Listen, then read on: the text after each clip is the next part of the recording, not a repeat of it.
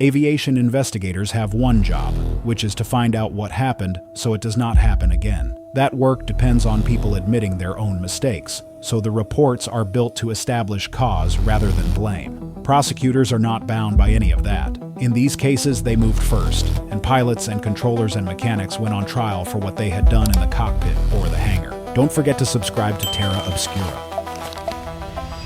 The airspace over southern Germany that night was controlled from another country. Switzerland had privatized its air traffic services the year before, creating a company called Skyguide, and Skyguide held the contract for a stretch of German sky near Lake Constance. The government owned almost all the shares, but sent no money, so the company had to earn its way. Across Europe, there was a shortage of controllers estimated at 12%, and Zurich had cut its night shift from 3 people to 2. In practice, it ran on 1, because the second controller took a break and left the other working both consoles, and management had known about it for years. On the 1st of July 2002, the man alone at those consoles was Peter Nielsen, a 36-year-old Dane doing the work of 3 positions at once. The main telephone system was down for scheduled maintenance, and the backup line did not work, which meant German controllers at Karlsruhe could not reach him. A delayed Airbus was inbound to Friedrichshafen, and Nielsen was trying to arrange its arrival on a phone that would not connect. 2 aircraft were closing on each other at 36,000 feet in the sector behind him. Bashkirian Airlines Flight 2937 was a Tupolev Tu out of Moscow, bound for Barcelona, 60 passengers and 9 crew, traveling to the Spanish coast on a trip organized by the local UNESCO committee. The other aircraft was DHL Flight 611, a Boeing 757 freighter running Bahrain to Bergamo to Brussels with 2 pilots aboard. Nielsen saw the conflict with under a minute left and told the Russian crew to descend 1,000 feet. Seconds later, the collision avoidance systems on both aircraft issued their own instructions, telling the Tupolev to climb and the freighter to descend. The Russians did what the controller said, while the DHL pilots did what the computer said, which put both aircraft into the same piece of sky above the town of Überlingen. All 71 people aboard were killed, 52 of them children. Vitaly Kaloyev was working on a construction project in Spain and had been waiting at Barcelona for his family. His wife and his 2 children, a boy of 10 and a girl of 4, were on the Tupolev. He came to Germany and searched the crash site himself. He spent the following year at the graves and built a shrine to his family inside his house. At the first anniversary memorial, he approached the head of Skyguide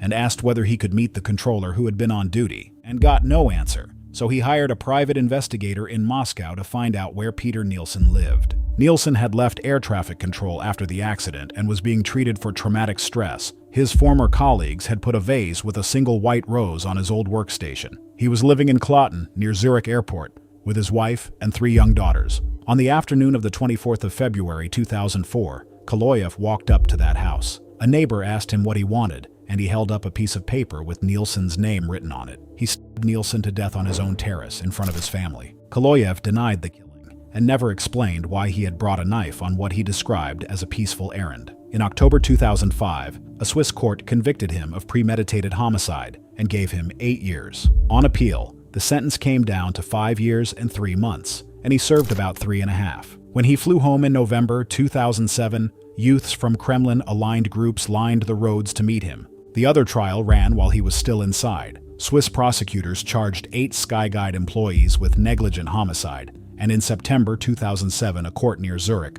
convicted 4 of them. 3 middle managers received 12-month suspended sentences. The court acquitted the other 4 and kept every defendant anonymous under Swiss privacy law. The judges found the collision could have been avoided if 2 controllers had been at the consoles. Some of the defendants had spent the trial blaming Nielsen for not following procedure. Prosecutors argued the opposite, that Skyguide had a culture of negligence and no interest in assessing risk, and that the accident belonged to the company rather than to one man. German investigators had reached the same conclusion in 2004. Their report put the cause on shortcomings in the Swiss system and on unresolved ambiguity in how pilots were supposed to weigh a controller's instruction against a computer's. Regulators rewrote the rule afterward, and pilots now follow the collision avoidance system every time, even when a controller says otherwise. A separate German court ruled in 2006 that the state had acted unlawfully by handing control of its own airspace to a foreign private company. Nobody who was working that night went to prison. The only person who served time over what happened at Überlingen had been on the ground in Spain, waiting at an airport for a flight that never arrived.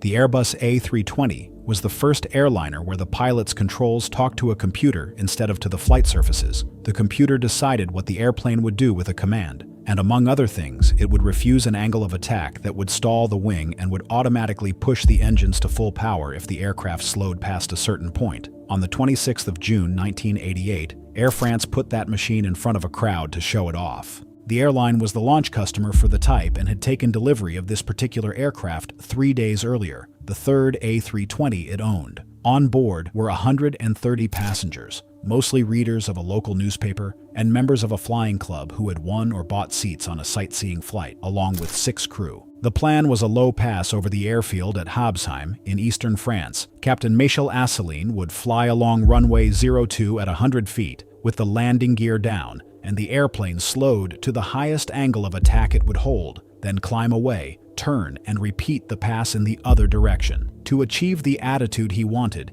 he intended to disable the automatic power function and have First Officer Pierre Mazieres manage the thrust by hand. Asselin had told Mazieres he had done this maneuver 20 times before. Air France's flight operations and safety departments had approved the flyover, and the tower had been informed. The airfield at Habsheim was small enough to fall outside the aircraft's flight computer database, so the crew had to find it visually. They received the flight plan on the morning of the display. They came over the field at around 30 feet instead of 100, with the airplane slow and the nose high. At the end of the short runway stood trees roughly 35 feet tall. Asselin called for go-around power and pulled back. The engines took several seconds to spool up from idle, which is normal for a jet engine, and is the reason the maneuver depended on having height to spare. The A320 settled into the treetops and came down in the forest beyond, killing 3 of the 136 people aboard. It was the first hull loss of the type, and it happened in front of a crowd and multiple cameras. The French Accident Bureau published its findings and listed the causes as a flyover height below the surrounding obstacles,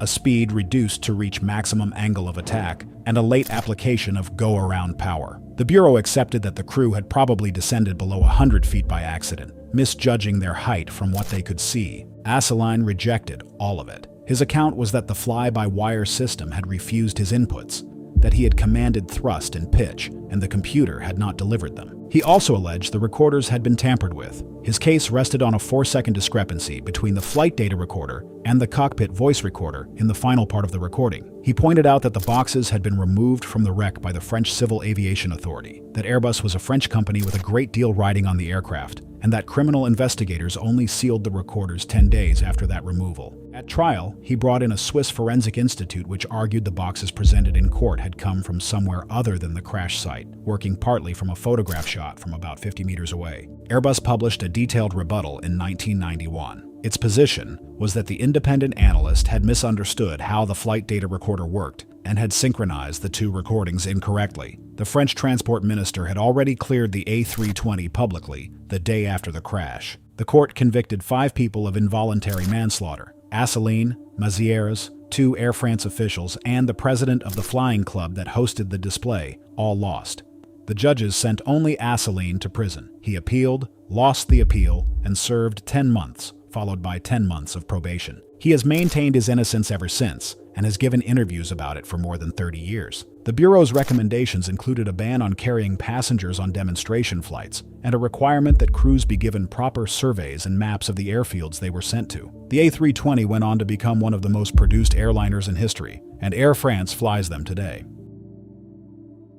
Both aircraft were new. The Boeing 737 had been delivered to GOL a month earlier, and the Embraer Legacy had never carried a paying passenger at all, because the 29th of September 2006 was its delivery day. It was flying from the Embraer factory at São José dos Campos toward Long Island, where a charter company called XL Air had bought it. In the cockpit were Captain Joseph Lepore, 42, and First Officer Jean-Paul Palladino, 34, both Americans, and both legally qualified to command it. Lepore had 20 years and 9,000 hours behind him, of which 5.5 were in a legacy. Behind them sat 4 company men and Joe Sharkey, the business travel columnist for the New York Times, who had come along to write about the handover. GOL Flight 1907 left Manaus that afternoon for Rio de Janeiro, with a stop planned at Brasilia, 148 passengers and 6 crew. Brazilian air traffic control put both aircraft on the same airway at 37,000 feet, flying directly at each other. That should have been impossible. The Legacy's flight plan called for it to step down to 36,000 feet at Brasilia, but the controllers never issued that instruction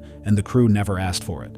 So the business jet held its altitude with everyone believing the paperwork was being followed. Radio contact between the Legacy and the ground had been patchy for a long stretch, with calls going unanswered in both directions. The last protection was the transponder, the device that broadcasts an aircraft's position and altitude and makes the collision avoidance system work. At some point, the transponder on the Legacy stopped transmitting and investigators could never establish why. What is certain is that neither crew received a warning because both systems had gone silent at once. They met head-on above Mato Grosso in the Brazilian Amazon at just before 5 in the afternoon. The winglet on the Legacy's left wing sliced through the left wing of the 737 and took roughly half of it away. The airliner broke apart in flight and came down into dense jungle, killing all 154 people aboard, which at that time made it the worst air disaster in Brazilian history. Lepore and Palladino kept flying with their winglet gone and part of the tail damaged. A Polar Air Cargo Boeing 747 overhead relayed radio calls and helped them reach Cachimbo, a military airfield about 100 miles away. All 7 aboard walked away, into a reception of Air Force officers and civil aviation officials who started questioning them on the spot. Police seized both passports and kept the 2 men in Brazil until December, effectively confined to a hotel in Rio de Janeiro, releasing them only after they signed a document promising to come back for trial. Prosecutors charged them with endangering an aircraft, an offense carrying up to 12 years. The technical investigation, run jointly by Brazil's accident agency and the American Safety Board, reached a different conclusion. It found the accident was caused by both aircraft following air traffic control clearances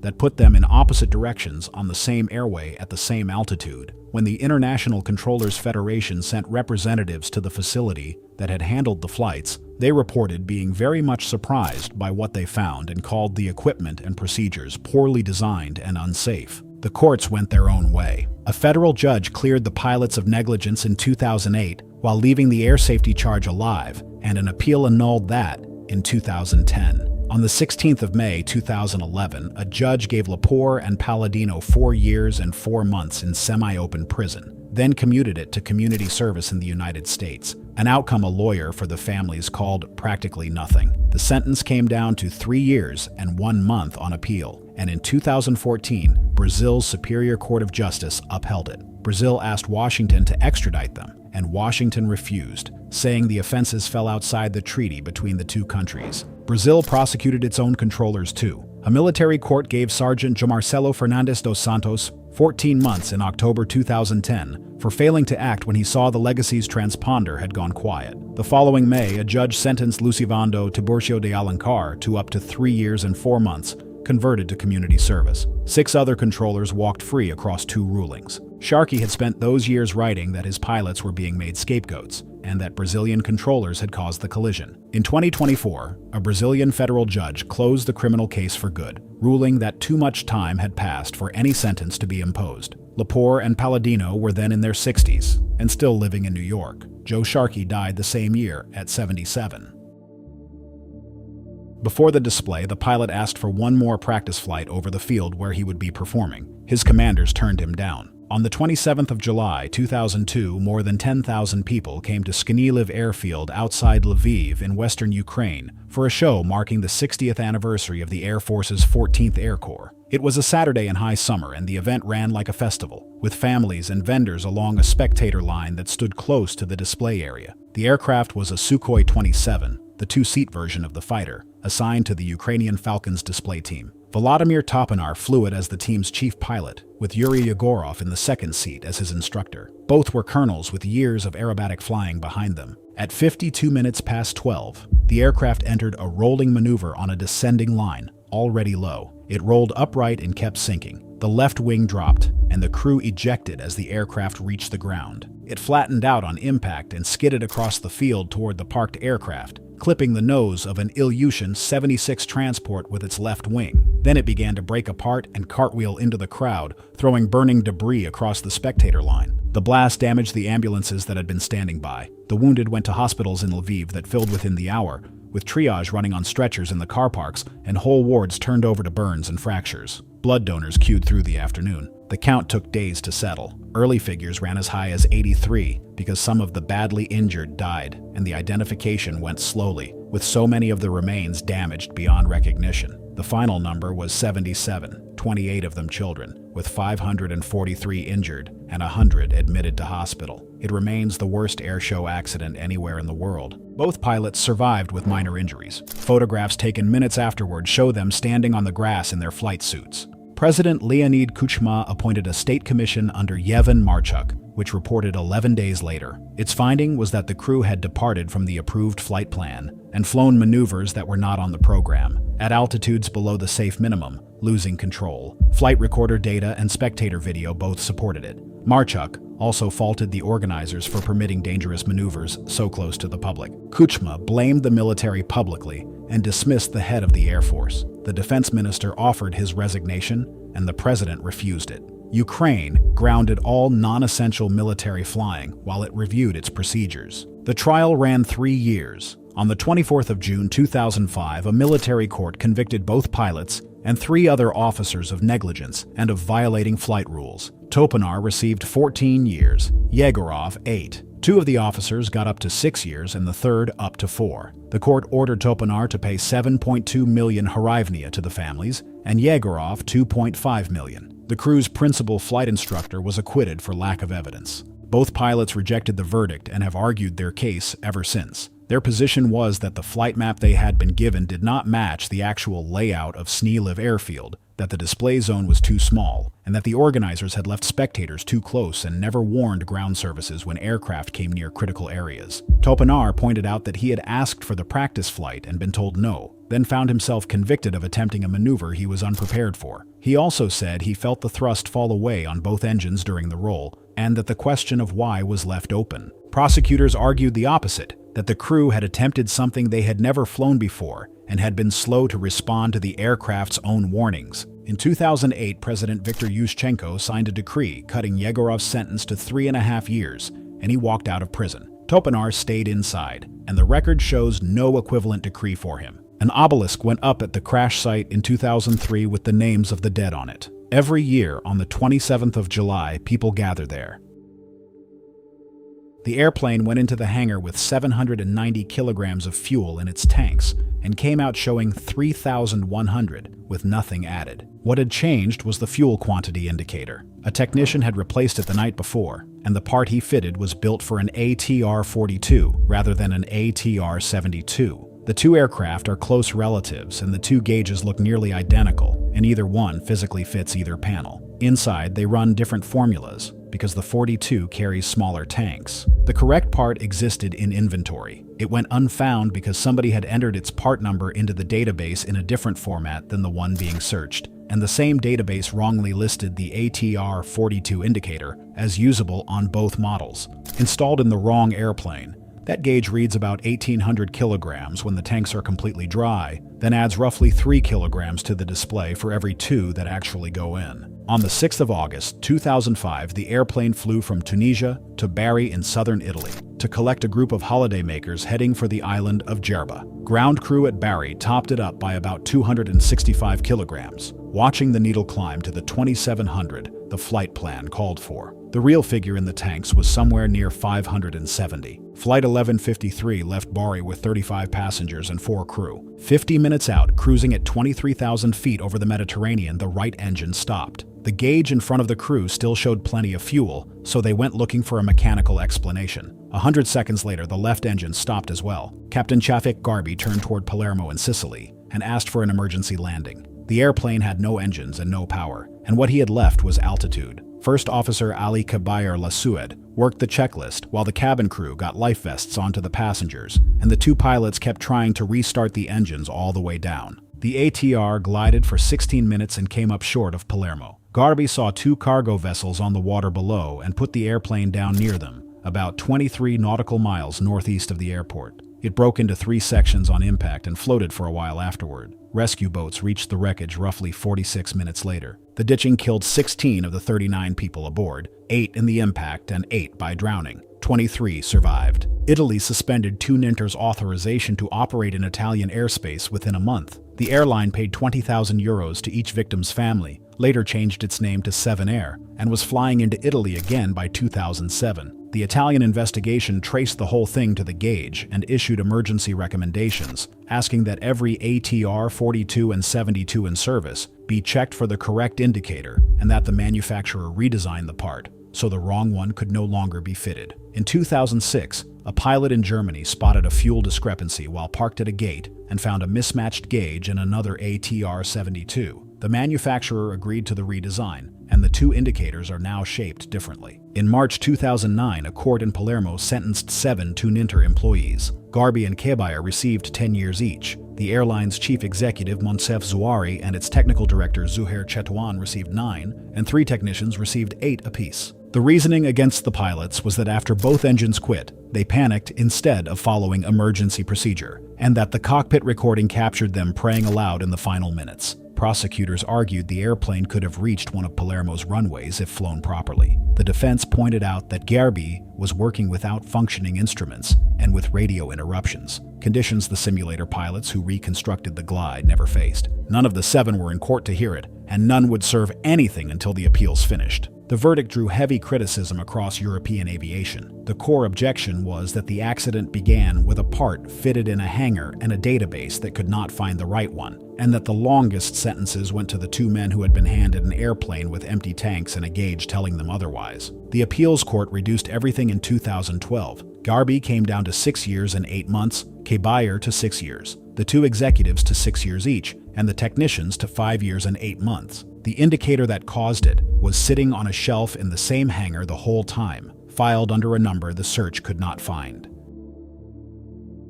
The cargo hold of a DC-9 was what regulators called a Class D compartment, which meant it had no smoke detector and no fire suppression system. The reasoning behind that had held up for decades. Seal a compartment tightly enough, and a fire inside it burns through the available oxygen and goes out on its own. The rule assumed the only oxygen in the hold would be the air already there. On the 11th of May, 1996, the forward hold of ValuJet Flight 592 contained 5 cardboard boxes holding around 144 chemical oxygen generators. These are the devices that feed the emergency masks above passenger seats. Pull the mask and a firing pin strikes a percussion cap, which starts a chemical reaction that produces oxygen and heats the canister to several hundred degrees. They had been removed from 3 ValuJet MD-80s undergoing maintenance in Miami, Florida, at a contractor called SaberTech. Expired generators are supposed to be discharged before storage, and until then each firing pin gets a plastic safety cap. The cap costs about 3 cents. SaberTech had run out of them, so mechanics improvised by taping the lanyards down or cutting them off,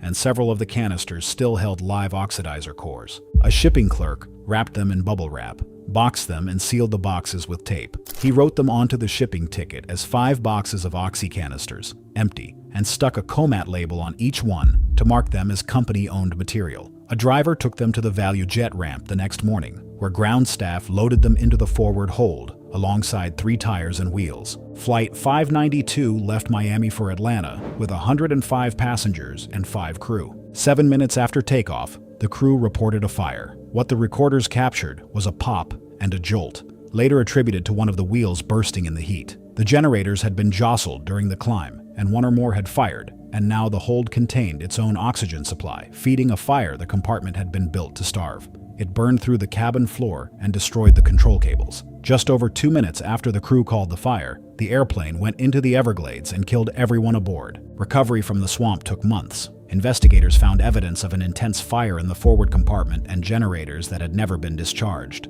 The safety board split the cause 3 ways. SaberTech had improperly prepared, packaged, identified, and stored hazardous material. ValuJet had failed to supervise its contractor. Behind both sat the Aviation Authority, which had declined to require smoke detection and fire suppression in Class D holds when the safety board recommended it in 1988 and again in 1991, on the grounds that the cost to airlines was too high and that a sealed hold would smother any fire. In July 1999, a federal grand jury in Miami returned a 24-count indictment against SaberTech as a company and 3 of its people: Daniel Gonzalez, the vice president in charge of maintenance, and mechanics Eugene Florence and Mauro Valenzuela. The charges included conspiracy, lying to the Aviation Authority, and falsifying work records. Gonzalez and Florence each faced up to 55 years. It was the first criminal prosecution of its kind in American aviation. Valenzuela vanished before the trial began and has been a fugitive ever since. With family connections in Atlanta, the FBI still lists him and has offered a reward for information leading to his arrest. The trial ran 3 weeks, and the jury returned its verdict on the 6th of December, 1999. Sabertech was convicted on 9 of 23 counts, all of them hazardous materials offenses, and cleared of conspiracy and false statements. Gonzalez and Florence walked out acquitted on everything. Gwendolyn Markson, who lost her son on the flight, said the verdict landed like a dagger in the heart. Florida then brought its own case. In July 2000, the state charged Sabertech with 110 counts of third-degree murder, 110 counts of manslaughter, and 1 count of unlawfully transporting hazardous material.